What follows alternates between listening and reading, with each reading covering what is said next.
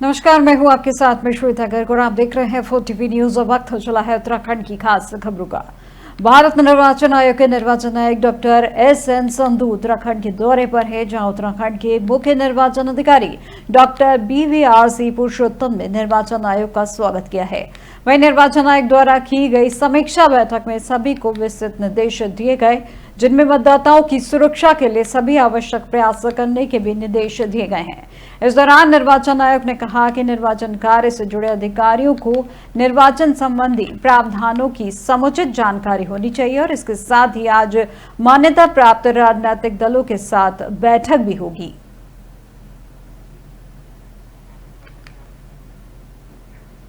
चारधाम यात्रा शुरू होने से पूर्व चारधाम यात्रा को सुगम और सुरक्षित बनाने के लिए टैक्सी मैक्सी संगठन लगातार शासन और परिवहन विभाग के अधिकारियों के साथ मुलाकात कर रहे हैं। उत्तराखंड टैक्सी मैक्सी महासंघ के अध्यक्ष सुंदर सिंह पंवार ने बताया कि उन्होंने मांग की है कि विगत कुछ वर्षों से चारधाम में बाहरी प्रदेशों की गाड़ियां धड़ल्ले से जा रही हैं और देखा जाता है कि इन ड्राइवरों को पहाड़ों पर गाड़ी चलाने का अनुभव भी नहीं रहने के कारण श्रद्धालु दुर्घटना का शिकार होते हैं। वहीं उन्होंने मांग की है कि बाहरी राज्यों के वाहनों को 15 दिन की यात्रा फिटनेस दी जाए और 12 साल पुरानी गाड़ियों में पुरानी दरों से ही फिटनेस फीस ली जाए।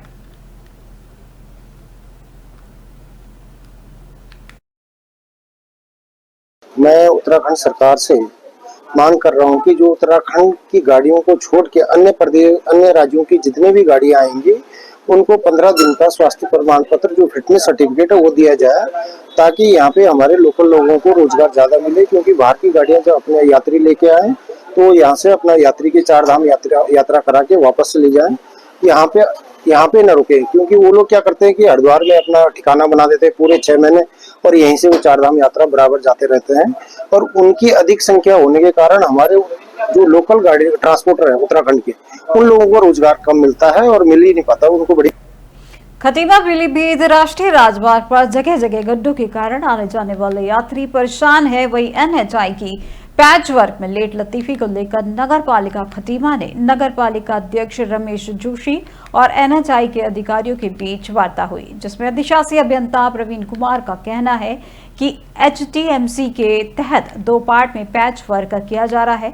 जब पहले पार्ट में जो बड़े बड़े गड्ढे राष्ट्रीय राजमार्ग पर है उनको पाटा गया, परंतु होली की छुट्टी पड़ने के कारण ठेकेदार मशीनरी लेकर चला गया, जिससे लोगों ने समझा कि पैच वर्क रुक गया है, लेकिन वर्क अभी भी चालू है। अब छोटे छोटे गड्ढों को भरा जाएगा, जहां कार्य लगातार चालू है। इसको लेकर पेड टेंडर लगभग 2 करोड़ रुपए का है। वहीं अगला टेंडर भी लगभग 31 करोड़ रुपए का प्रस्तावित है। नगर पालिका अध्यक्ष रमेश जोशी का कहना है कि बीजेपी के कार्यकर्ता अधिकारी के पास इसलिए गए थे ताकि कार्य की गुणवत्ता में सुधार जाए। वहीं पर ठेकेदार द्वारा लो टेंडर लेने के कारण गुणवत्ता में कमी थी, जिसके लिए ठेकेदार को अधिकारियों ने तलब भी किया था।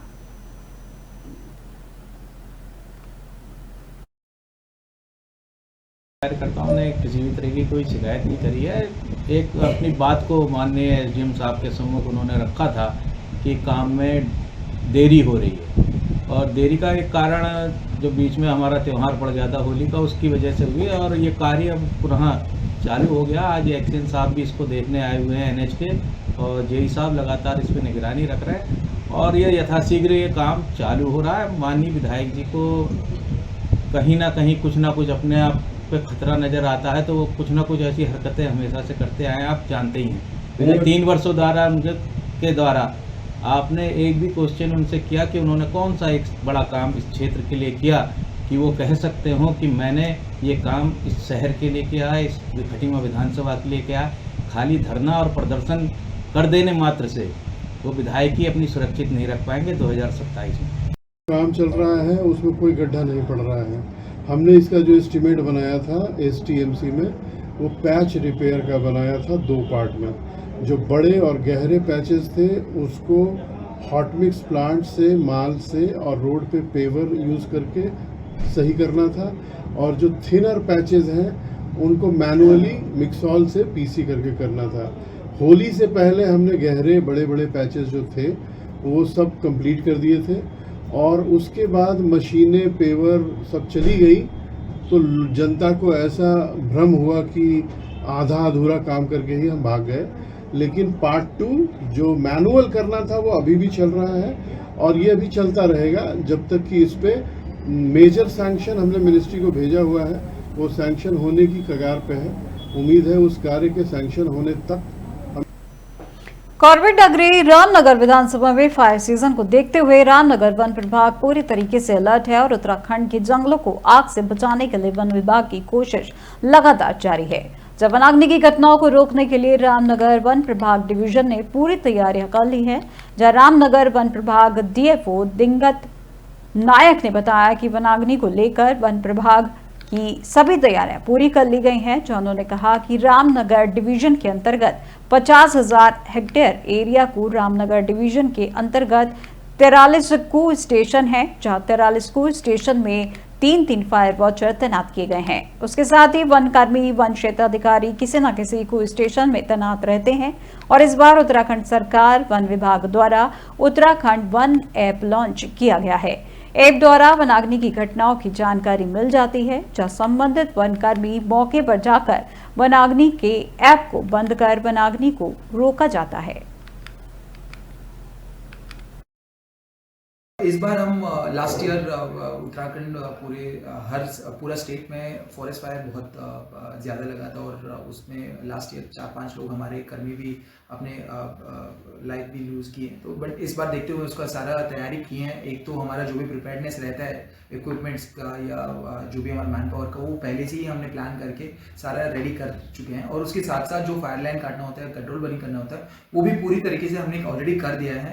लगभग हमारा 50,000 हेक्टेयर का एरिया है रामनगर डिवीजन में, उसमें जो भी कंट्रोल बर्निंग करना था और जो भी फायर लाइन्स था वो सबको साफ कर दिया है। और उसके साथ साथ जहाँ पे पुराने फायर लाइन्स हुआ करते थे उसमें पेड़ उगे थे, वो भी हमने छपान करके ऑलरेडी वन निगम को ट्रांसफर कर दिया है। तो इस बार यही उम्मीद है कि हम फॉरेस्ट फायर को बहुत बेटर तरीके से प्रिपेयर्ड रहें और आने वाले समय में इसका मसूरी में माल रोड में पोस्ट ऑफिस के पास पूर्व बोर्ड द्वारा षड्यंत्र और बड़े भ्रष्टाचार के अंजाम देकर तोड़ी गई गर्ग डिस्पेंसरी को दोबारा से बनाने की कवायद शुरू कर दी गई है। शुक्रवार को पालिका अध्यक्ष मीरा शकलानी के निर्देशों के बाद क्षेत्रीय सभासद गीता कुमाई के नेतृत्व में मसूरी नगर पालिका के अधिकारी गर्ग डिस्पेंसरी के स्थल का निरीक्षण करने पहुंचे और सड़क पर पालिका की भूमिका का सीमांकन किया गया।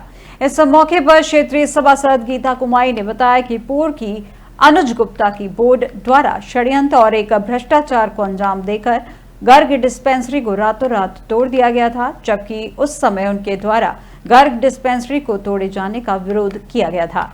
उन्होंने कहा कि गर्ग डिस्पेंसरी को तोड़ने के कारणों से और उसे संबंधित कागजात नगरपालिका में उपलब्ध नहीं है, जिस पर उनके द्वारा नवनियुक्त बोर्ड के सामने गर्ग डिस्पेंसरी को दोबारा से डिस्पेंसरी बनाकर जनता को समर्पित करने के लिए आग्रह किया गया था। प्रदीप भंडारी ने पालिका अध्यक्ष और सभासदों के गर्ग डिस्पेंसरी को दोबारा से खुलवाए जाने का स्वागत किया है।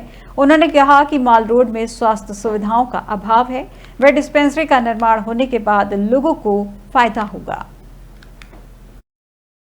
हम देख रहे हैं, हम पैदा यहीं हुए हैं, जब से हमारी पैदाइश है और श्रीमती गीता कुमार जी की पहल है और अच्छी पहल है, क्योंकि रातों रात जो ये तोड़ दी गई थी जो डिस्पेंसरी बच्चों के लिए, स्वास्थ्य के लिए। अब मसूरी किसी भी जनता से पूछिए, बच्चों का स्वास्थ्य से लेके यहाँ पर पूरा ट्रीटमेंट होता था, मतलब चीज़ें एक नंबर थी। माल रोड में था, लोगों माल रोड में था, शायद सहायता इतनी थी कि आराम से आ सकते हैं आदमी लोग कहीं भी ना, वो चीज़ें होनी चाहिए सर। और मैं चाहता हूँ कि मसूरी की जनता बोले इस चीज़ के लिए कि यहाँ पर खुलनी चाहिए डिस्पेंसरी। हाँ, थोड़ा सा ये है कि हाँ जो रास्ता है उसको थोड़ा सा कम किया जाए। हमारी जो जनमानस है उनकी मूलभूत आवश्यकता ही है। आपको भी पता है, पूर्व में भूमाफियाओं के संपर्क में आकर पूर्व पालिका अध्यक्ष के तानाशाही के चलते उसको रातों रात तोड़ दिया गया और रातों रात सड़क बना दी गई। पर मैं धन्यवाद करती हूँ हमारी आदरणीय अध्यक्षा जी का और सम्मानित सभासद साथियों का, जिन्होंने मेरे द्वारा दिए।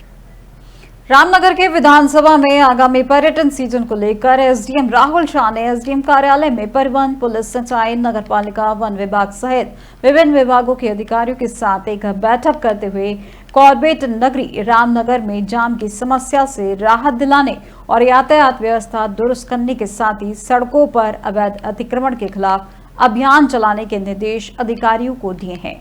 एसडीएम राहुल शाह ने बताया कि रानीखेत रोड पर जहां एक ओर आए दिन जाम के कारण लोगों को काफी परेशानी का सामना करना पड़ता है, तो वहीं इस मार्ग पर ठेले एवं फल वालों द्वारा भी अवैध रूप से अतिक्रमण कर सड़क पर कब्जा किया गया, तो वहीं कई दुकानों द्वारा भी सड़क पर सामान रखकर अवैध अतिक्रमण किया गया है। तैयारी की दृष्टि के तहत सभी विभागों से बैठक थी। इसमें क्षेत्राधिकारी पुलिस रामनगर, संभागीय प्रबंधन अधिकारी रामनगर, नगर पालिका, DNS अधिकारी थे। जो हमारी सड़कें हैं, जहाँ जहाँ जाम कहाँ पे हम चौड़ीकरण कर सकते हैं, कहाँ पे हम इसके कंजेशन पॉइंट को कम कर सकते हैं, उसके संबंध में कार्ययोजना तैयार की गई है। इसके अलावा जहाँ पे भी अवैध रूप से गाड़ियाँ पार्क हो रही हैं, ऐसे गाड़ियों के खिलाफ कार्रवाई करने और ऐसे फड़ जो कि सड़कों को अनावश्यक रूप से संकरा कर रहे हैं, उनको हटाए जाने के संबंध में दिशा निर्देश दिए गए। बागेश्वर के 50 वर्ष गोल्डन जुबली पूर्ण होने पर स्वर्ण जयंती समारोह बहुत धूमधाम के साथ मनाया गया, जहां कार्यक्रम में दीप प्रज्वलित कर शुभारंभ किया गया और उसी के साथ नन्हे मुन्ने बाल कलाकारों द्वारा मां सरस्वती की वंदना से किया गया। कार्यक्रम के मुख्य अतिथि भगत सिंह कोश्यारी, पूर्व सीएम और पूर्व राज्यपाल महाराष्ट्र गोवा और मुख्य वक्ता प्रोफेसर कई लोग मौजूद रहे। अखिल भारतीय संस्था विद्या भारती के द्वारा देश भर में हजारों की संख्या में शिक्षण संस्थाएं चलाई जा रहे हैं, शिशु मंदिर, विद्या मंदिर, और हमारे उत्तराखंड में भी पिछले 50-60 सालों में अनेक विद्यालय खुले हैं। जब आज के तथाकथित इंग्लिश मीडियम के स्कूल नहीं थे, केवल प्राइमरी स्कूल थे, ऐसे समय में न केवल तहसील स्तर पर, जिला स्तर पर, बल्कि दूरस्थ गांवों में भी हम सब लोगों ने शिशु मंदिर, विद्या मंदिर की स्थापना की और हमारे विद्या मंदिर, शिशु मंदिरों ने शिक्षा के क्षेत्र में, खेल के क्षेत्र में, संगीत के क्षेत्र में, हर क्षेत्र में सारे देश में उत्तम। खबर सहसपुर से है, जहां राजधानी के अलग अलग थाना क्षेत्र में पशुओं की लगातार हो रही चोरी का पुलिस ने खुलासा करते हुए अंतर्राज्यीय पशु चोर गिरोह के 2 सदस्यों को गिरफ्तार किया है। अभियुक्तों के पास से पुलिस ने 3 भैंस वंशी बरामद की हैं, जो चुराए पशुओं को अभियुक्तों द्वारा हरियाणा, उत्तर प्रदेश में सस्ते दामों में बेचा जाता था। साथ ही पुलिस से बचने के लिए अभियुक्तों द्वारा पशु चोरी की घटना में प्रयुक्त लोडर वाहन में लगी नंबर प्लेट को निकाल दिया जाता था, ताकि वाहन की पहचान न हो सके।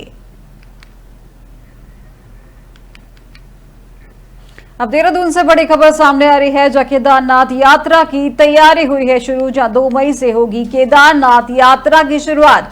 श्री बद्रीनाथ केदारनाथ मंदिर समिति ने जारी किए हैं निर्देश, जहां केदारनाथ मंदिर परिसर में वीडियोग्राफी, फोटोग्राफी पर लगी है रोक। मंदिर के 30 मीटर के दायरे में मोबाइल कैमरे पर लगा है प्रतिबंध और इसी के साथ रील वीडियो बनाने वालों पर होगी सख्त कार्रवाई। सघन चेकिंग के लिए पुलिस और प्रशासन की ली है मदद, जहां पुलिस, ITBP और मंदिर समिति के कर्मचारी किए गए हैं तैनात। मंदिर समिति ने का कहना है कि धाम की गरिमा सबसे महत्वपूर्ण। इस वक्त की बड़ी खबर, आपको देहरादून से जुड़ी बड़ी खबर बता दें, जहां 4 धाम यात्रा की शुरुआत होने के पहले कई निर्देश जारी किए गए हैं, जिसके चलते वहां पर यात्रा की तैयारी शुरू की गई है, जो 2 मई से शुरू होगी केदारनाथ की यात्रा, जहां श्री बद्रीनाथ केदारनाथ मंदिर समिति ने जारी किए हैं निर्देश। केदारनाथ मंदिर परिसर में वीडियोग्राफी, फोटोग्राफी पर रोक लगाई गई और उसी के साथ मंदिर के 30 मीटर के दायरे में मोबाइल कैमरे पर लगा है प्रतिबंध। उसी के साथ रील और वीडियो बनाने वालों पर होगी सख्त कार्रवाई और इसके साथ ही सघन चेकिंग के लिए पुलिस और प्रशासन की मदद ली गई है। पुलिस, ITBP और मंदिर समिति के कर्मचारी रहे हैं तैनात, जिस पर मंदिर समिति का कहना है कि धाम की गरिमा सबसे महत्वपूर्ण। इस वक्त की बड़ी खबर।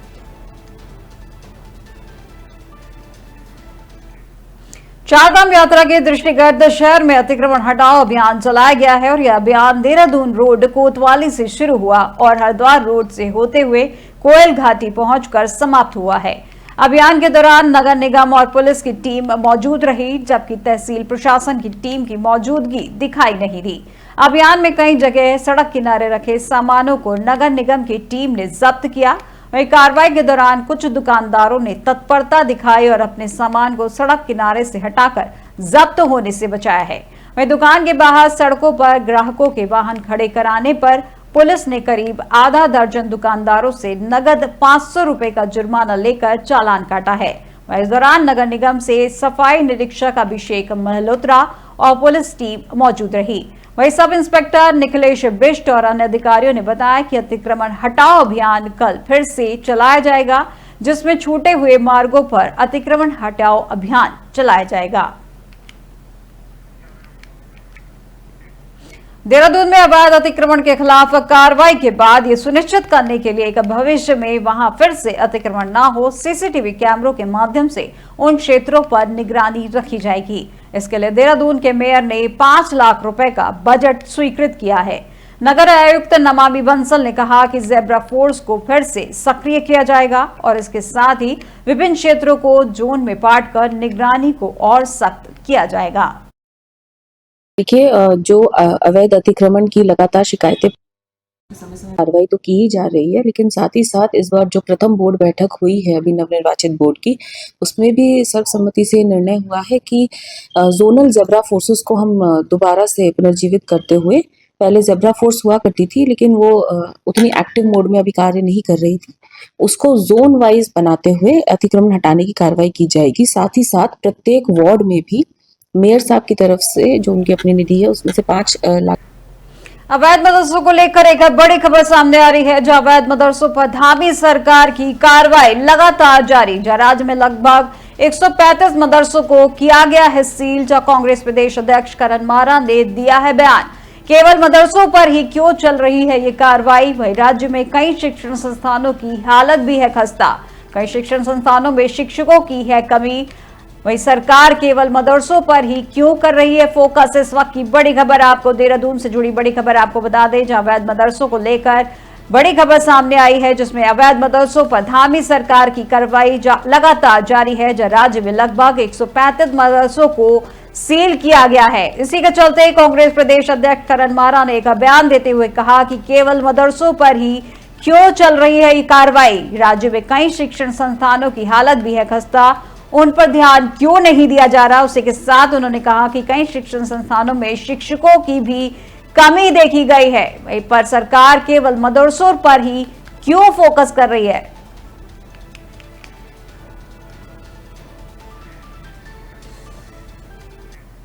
देहरादून से जुड़ी एक और बड़ी खबर आपको बता दें, जहां 4 धाम यात्रा को लेकर स्वास्थ्य विभाग की तैयारी। जहां विभागीय मंत्री धन सिंह रावत ने दी है जानकारी। मुख्यमंत्री भी कर चुके हैं यात्रा की समीक्षा बैठक और उसी के साथ यात्रा को लेकर की गई हैं 2 बैठकें। यात्रा रूट पर डॉक्टर्स की तैनाती को लेकर किया जा रहा है काम। वही स्वास्थ्य व्यवस्थाओं को और बेहतर बनाने में जुटे हुए हैं लोग। वहीं बद्रीनाथ केदारनाथ के अस्पताल भी किए जा रहे हैं रन। इस वक्त की बड़ी खबर आपको 4 धाम यात्रा से जुड़ी बड़ी खबर आपको बता दें कि 4 धाम यात्रा को लेकर स्वास्थ्य विभाग की तैयारियां लगी हुई हैं। वहीं पर विभागीय मंत्री धन सिंह रावत ने इस संबंध में जानकारी देते हुए बताया कि के लिए आप देख रहे होंगे कि मैंने भी 2 बैठकें कर ली हैं, मुख्यमंत्री जी ने भी समीक्षा बैठक कर लिया। हम ये कह सकते हैं कि 4 धाम यात्रा में जो भी यात्री आएंगे उनको स्वास्थ्य की दृष्टि से कोई हम कमी नहीं रखेंगे। इस बार बद्रीनाथ का हॉस्पिटल भी, केदारनाथ का हॉस्पिटल भी हम रन करने जा रहे हैं ताकि वहाँ पे किसी को कोई दिक्कत न हो। के लिए आप देख रहे होंगे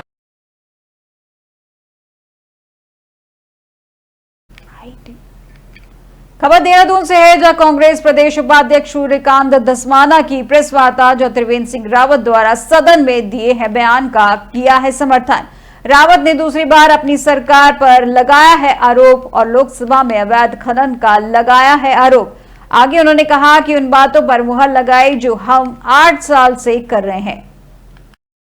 देखिए, लोकसभा में इस प्रदेश के पूर्व मुख्यमंत्री जो हरिद्वार के माननीय सांसद हैं श्री त्रिवेंद्र सिंह रावत जी, उन्होंने लगातार दूसरी बार अपनी ही पार्टी की सरकार को कटघरे में खड़ा करके ये आरोप खुलेआम लगाया है कि उत्तराखंड में अवैध खनन हो रहा है। उन्होंने ये आरोप लगाया है कि राज्य में सरकार के संरक्षण में अवैध खनन हो रहा है। अपनी सरकार के बारे में उन्होंने दूसरी बार लगातार कहा है कि अवैध खनन करने वाले लोगों की हत्या कर रहे हैं। अवैध जो डंपर चल रहे हैं, ट्रैक्टर ट्रॉलीज चल रही है, वो लोगों को कुचलने का काम कर रही हैं। ये हम नहीं कह रहे हैं, प्रदेश के पूर्व मुख्यमंत्री जो भाजपा के माननीय सांसद हैं वो कह रहे हैं।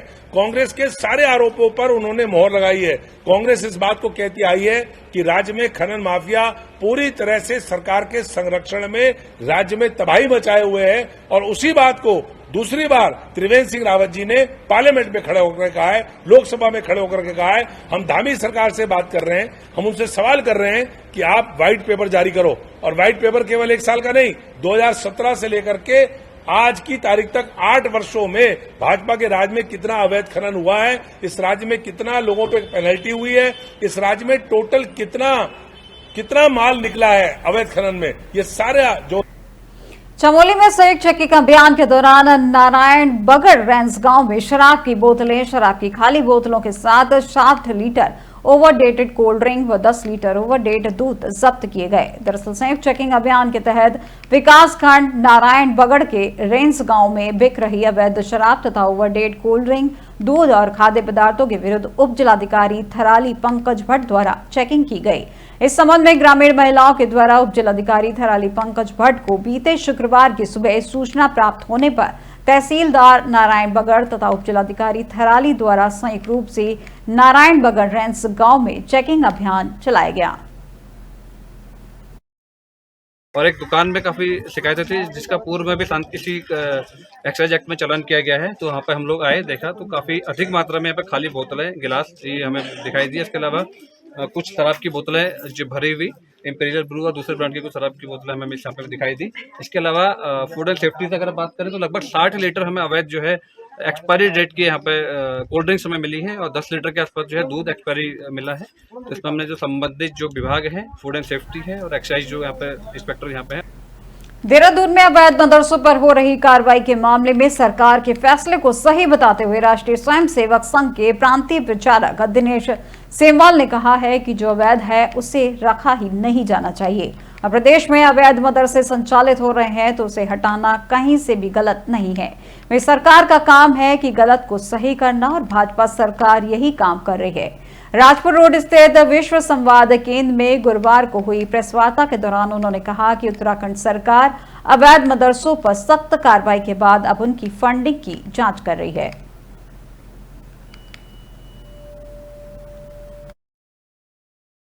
मंच पर विराजमान उत्तराखंड प्रांत के प्रचार प्रमुख श्रीमान संजय जी, प्रचार विभाग के अन्य अधिकारी वर्ग, इस प्रेस वार्ता में निमंत्रित ऐसे समाज के हितचिंतक, समाज के शुभ चिंतक, समाज को समय समय पर और उनके सुख दुख में खड़े रहने वाले। उत्तराखंड की अब तक की खबरों में फिलहाल बस इतना ही। और देश दुनिया की तमाम जानकारी के लिए देखते रहिए 4TV न्यूज। नमस्कार।